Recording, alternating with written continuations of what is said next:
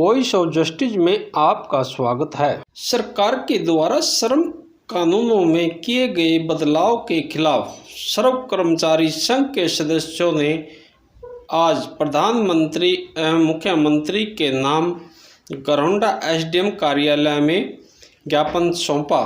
दूसरी तरफ कंपनियों में काम करने वाले व मजदूरों के लिए लॉकडाउन बड़ी समस्या लेकर सामने आया, जहां सरकार के द्वारा की गई घोषणाओं व दिए गए निर्देशों के बावजूद भी कंपनियों के मालिकों के द्वारा लॉकडाउन अवधि के वेतन दिलाने की भी मांग की गई। आज ऑल इंडिया के अंदर जितनी भी ट्रेड यूनियन है, उन्होंने जितने भी आज डिस्ट्रिक्ट लेवल पे और ब्लॉक लेवल में, डिस्ट्रिक्ट लेवल पर डीसीओ को और ब्लॉक लेवल को एसडीएम को ज्ञापन दिया है। उसमें जो कोरोना की आड़ लेके सेंटर सरकार और राज्य सरकार कुछ मजदूरों के हक को ख़त्म करना चाहती है। जो पहले की जो मजदूरों के प्रूफ्स थे, जो जिन्होंने लड़के श्रम कानून बनवाए थे, सरकार उनको ख़त्म करना चाहती है। जैसे पहले 8 घंटे की ड्यूटी थी, सरकार पूंजीपतियों के हक में ज़्यादा फैसला देकर मजदूरों का शोषण कर रही है लगातार। हम चाहते हैं कि सरकार जो पहले श्रम कानून बने हुए थे उनका जोर शोर पालन करना चाहिए, लेकिन सरकार उन्हें ख़त्म कर रही है। हम चाहते हैं कि सरकार मनरेगा के टाइम हर मनरेगा मजदूर को जो 100 दिन का काम करने का वो ख़त्म कर कम से कम एक साल में 250 से 300 दिन काम दे और प्रत्येक मजदूर के खाते में 7500 रुपये आर्थिक सहायता की मदद करे, जैसे कि विदेशों में कर रहे हैं। और जो हरियाणा सरकार में खट्टर सरकार ने एक बहुत ही गलत कर्मचारियों का विरोध में काम किया है। कर्मचारियों का जो डीए किस्त है, महंगाई भत्ता, वो बंद कर दिया है। 1.5 साल के लिए एक एलटीसी होती थी कर्मचारियों की, वो बंद कर दिया है। हमारे स्टेट के लाखों स्टूडेंट जो नई भर्ती के लिए प्रतियोगिता की तैयारी कर रहे थे, परीक्षाओं की, लगभग 1-1.5 साल से माता पिता का पैसा खर्च करके कोचिंग सेंटरों पर कोचिंग ले रहे थे, पढ़ाई कर रहे थे, उनके लिए इस खट्टर सरकार ने एक बहुत ही लेकिन जो इससे जो प्रदेश के युवा है उनका भविष्य अधर में लटक गया।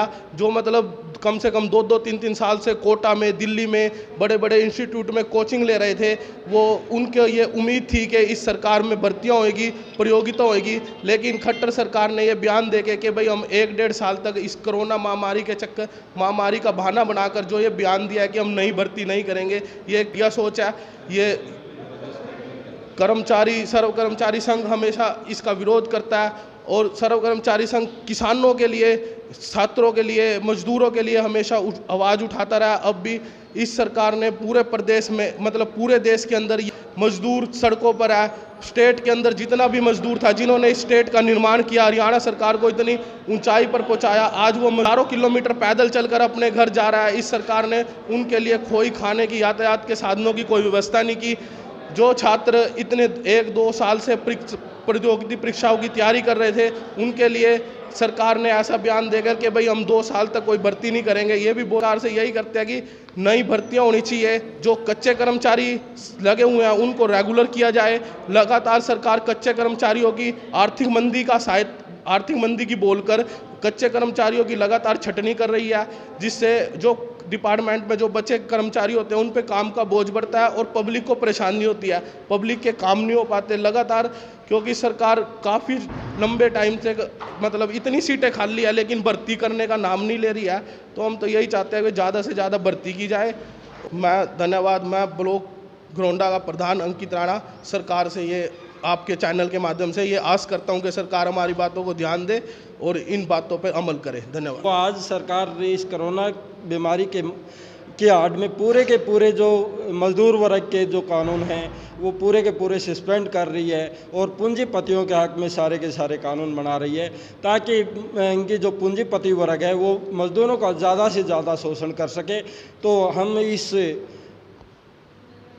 जिस प्रकार से मिनिमम वेज ख़त्म कर रही है, जो सोशल सिक्योरिटी थी, मेडिकल सुविधा थी, कंपनसेशन थी, स्टूडेंट कंपनसेशन थी, ये सारे के सारे कानून ने पोस्टपोन कर रही है सरकार। तो हम सर्व कर्मचारी संघ हरियाणा ब्लॉक कमेटी राज्य कार्यकारिणी की गाइडलाइन पर हम इसका विरोध करते हैं और सरकार से अपील करते हैं कि जो सुधार के नाम से जो मजदूरों का कानूनों का हनन हो रहा है उनको तुरंत प्रभाव से वापस लिया जाए। ये है तहसीलदार घरौंडा रमेश कुमार। घरौंडा के द्वारा जो है प्रधानमंत्री और मुख्यमंत्री के नाम ज्ञापन दिया गया है जिसको एसडीएम साहब के मार्फत जो है भिजवा दिया जाएगा जी। वॉइस ऑफ जस्टिस से रणबीर चौहान की रिपोर्ट।